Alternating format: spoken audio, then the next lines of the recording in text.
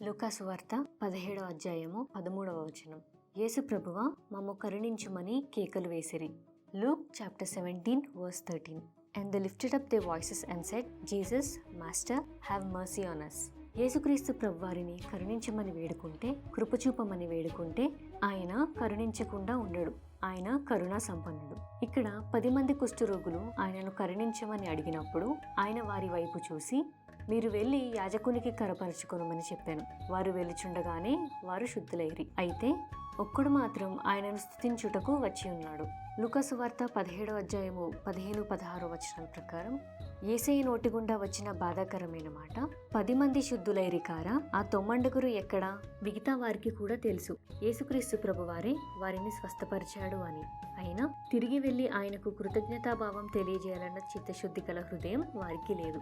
ప్రతి ఒక్క ఆశీర్వాదానికి, కాపుదలకు, క్షేమానికి కారణం ఆయనే.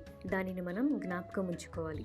లూకాసు వార్త 17వ అధ్యాయము 19వ వచనం ప్రకారం చూసినట్లయితే, మరలా వచ్చినందుకు ఆయన రెండవసారి స్వస్థతను గురించి ఆయన నోటి నుండి రావడం గమనిస్తాం.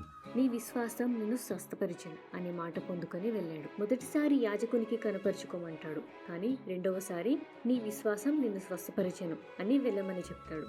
Double declaration from Jesus. గమనించారా ప్రత్యేకత? అందుకే ఆయనను ఎంతైనా గణపరచవచ్చును. ఆమెన్.